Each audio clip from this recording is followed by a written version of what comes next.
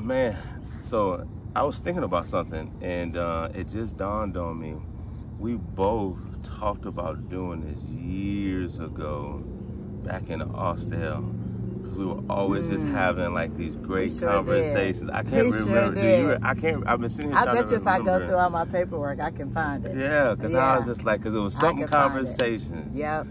But at any house, so now we're here now having exponential conversations. Hold on, but let's put a time frame. That was 18 years ago. That was at least close to 18 years ago. Yeah, that was 18 years ago. And now we're here having exponential conversations. You know, just sharing our thoughts with you guys, you know, publicly. So, man, yesterday, you know, even through the smiles and the laughter right now, yesterday we both just, you know, really just kind of woke up, you know, just heavy, you know, in our own individual space about just what's been going on. You know, you can just rattle off so many different things, from COVID to just the social injustice. I don't even think people still have gotten over the morning of Kobe Bryant. Not at all. It's wow. You know, it's just been a lot. And why is, like, this is nothing new. And I really wanted to ask you, why do you think things are so heavy now? Or has it always been? Yeah, I think it's, I think that for Black Americans, people of color, it's always been heavy. The difference is now more of mainstream America, white America, is more in tune to the heaviness. They're feeling the heaviness themselves because they're seeing it consistently. And you know, you and I talked about how right now the pandemic has been the perfect storm. Wow. The funny part is, guys, we just got through working out, and we work out on our daughter's field. And so now one of the PT classes is about to run by. But it's all good. We're going to keep going. Yeah, we're going to keep. And it's actually her grade. That's so funny. Hey, Danielle. And it's actually her grade. That's about, like, literally her class that we have known since these kids were kindergartens, and now they're 8th graders are the ones running by. So I'm totally distracted because I haven't seen these babies because of COVID. But I think that because the pandemic has forced people to get in tune. So the heaviness has always been there for us as Black Americans, but now more people that aren't Black are either feeling it themselves or they're more aware and in tune, and their humanity is allowing them to feel it because there's no distraction. Right. You know? Right. And it's funny that you talk about the hey ladies, how y'all doing? You talk about the actual no distractions, but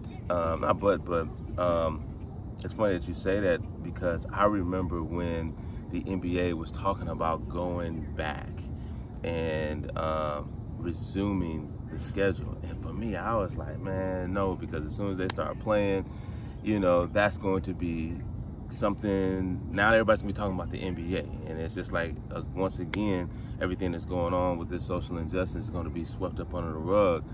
But here it is. Just the other day, either games were boycotted, canceled. Some leagues postponed. WNBA, I think they protested, they boycotted their games. So, like, what do you think is going to be next for them? Well, the great thing is, you know, working with professional athletes, working with professional leagues, the NBA specifically, those players went there with the intent of having a microphone. Like, they even said, hey, we're going into this bubble, but we're going into this bubble with microphones, with voices. We're not just going down here to play basketball. We understand what's going on in the world. And so they continue to lead in that. And so what I think is next, one, I don't think the full responsibility is on athletes to fix what politicians and corporate executives and academias that, you know, have not been able to fix. I believe it's their voice now adds to what's needed, because they have a direct line to the masses. And so when you have athletes a part of the conversation, getting at the table like they're doing, it allows the masses to feel more empowered, because that young black boy who's 10, 12, who sees a LeBron James and is motivated to go practice and play, he's also now seeing LeBron James take political stance, have a voice as a leader. So now he's growing up and not just going, oh, I just want to play basketball. He's growing up saying, I love playing basketball, and I'm a leader in my community, and I can start a school, and I can be like CP3 and be like, yo, I'm going to lead the National NBA Players Association. So they're giving them an additional example. And that to me is as impactful as them sitting at the table. Yeah, I agree. And I think one of the things that I've been guilty of is, I remember at times I would always, and I try to catch myself now, is like sometimes we, you know, myself or others, we always tend to like knock down somebody's, whatever their thing is that they're doing to try to make change. You know what I'm saying? And like that's not it. You know what I'm saying? Why are they doing that? Or they, or we're so quick to say, oh, they should be doing it this way and not that way.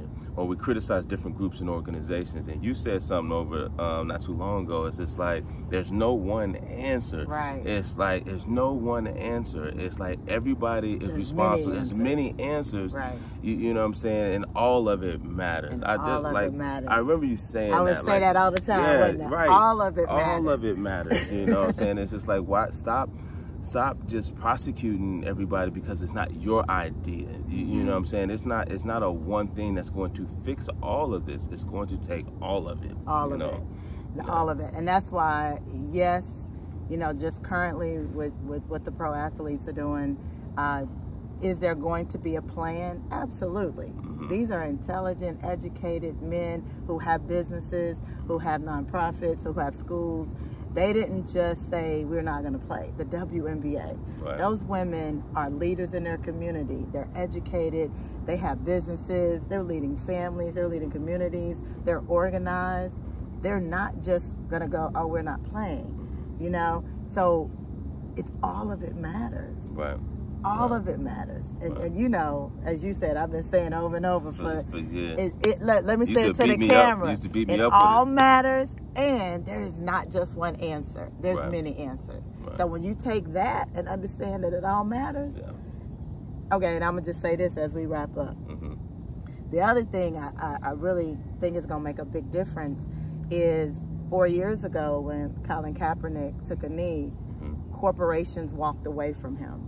Right? And that was the norm with professional athletes. When they took a stance, they risked losing their corporate partners.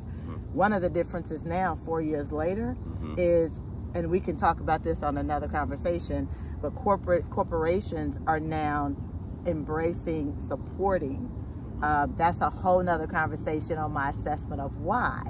But they're actually adding to the impact of the athletes making such a solid stand, and that has a big impact as well.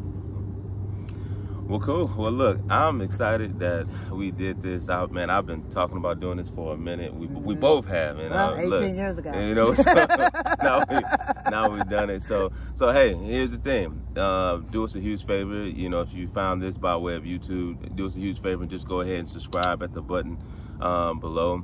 And you can also, if you want to continue to follow Sheri in her journey with her book and with Exponential Living, you can follow her over on Instagram. Sheri Riley, SHERI RILEY. All right.